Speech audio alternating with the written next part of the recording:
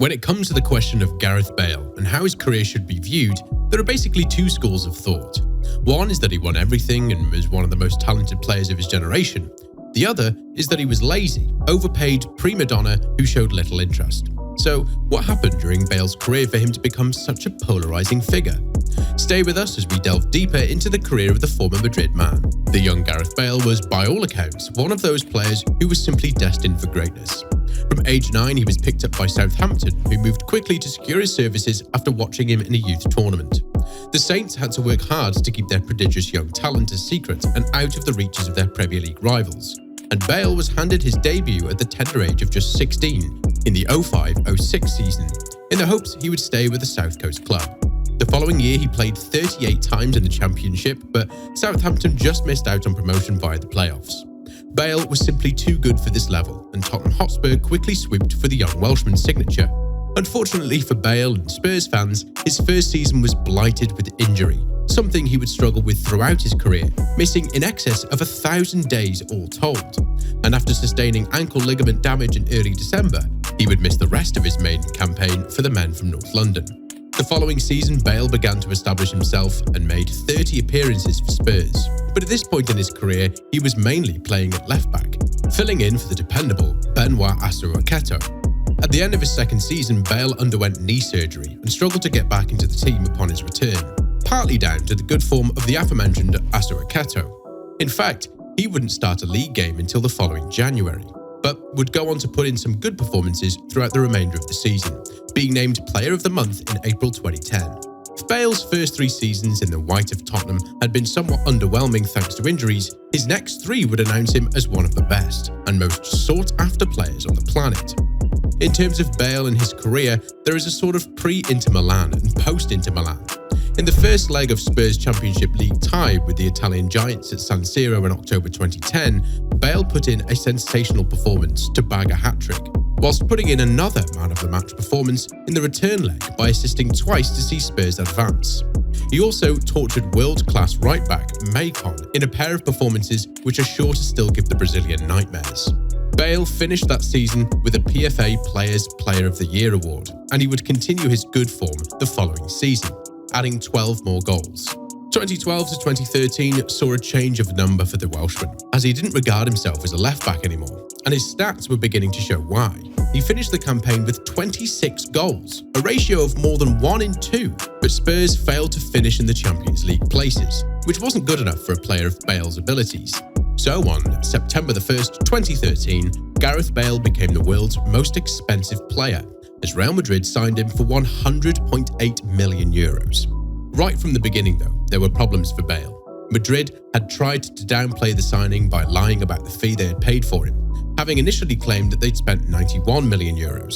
Documents were soon leaked which showed the true amount. Yes, the Real hierarchy had probably tried to shield Bale from some of the attention and baggage that comes with being the world's most expensive player, but they surely couldn't have expected that it wouldn't come out eventually.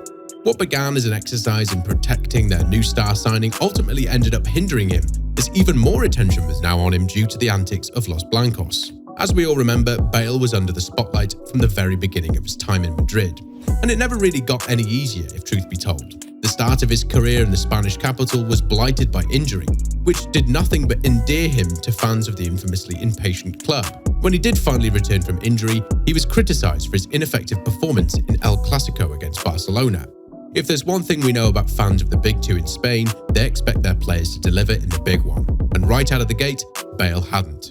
He would, however, make up for that early disappointment against Real's most hated rivals by scoring one of the best goals of his career in the Copa del Rey final the following April, as he skinned Marc Bartra by sprinting past him and off the pitch, before converting past the keeper.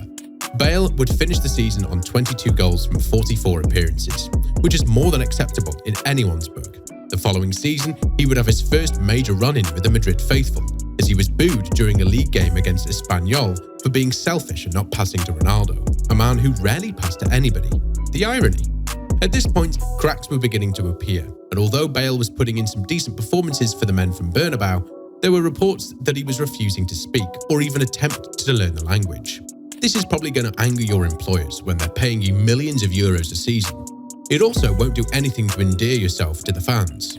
The The issue also made him unpopular in the dressing room. When Gareth Bale got married in the summer of 2019, there were reportedly no Madrid teammates on the guest list. Burn. However, with all the controversy off the pitch, he was still producing on it. He had already won the Champions League in his first season and added a further 2 in 2016 and 2017. In 2018, he scored what is arguably the greatest goal in a Champions League final of all time, possibly except the man from whom he would share an incredible frosty relationship, Zinedine Zidane, with a long-range overhead kick against England's most successful side, Liverpool, as they won their 3rd consecutive title. The problems with Zidane began almost from day one too. Bale had been a fan of previous manager Rafael Benitez, probably because he was able to communicate with him due to the Spaniard's time spent in England, and blamed his teammates for contributing to the sacking of Benitez. In hindsight, the former Valencia manager's sacking did seem a little harsh after losing just 3 games in 25, but player power had spoken.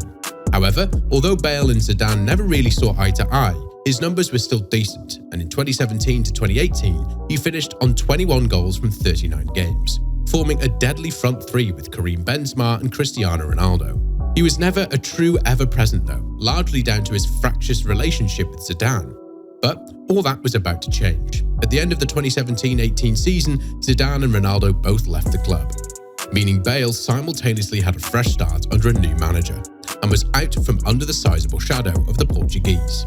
He cemented his place in the team in 2018-19 and would score his 100th goal for the club during that season.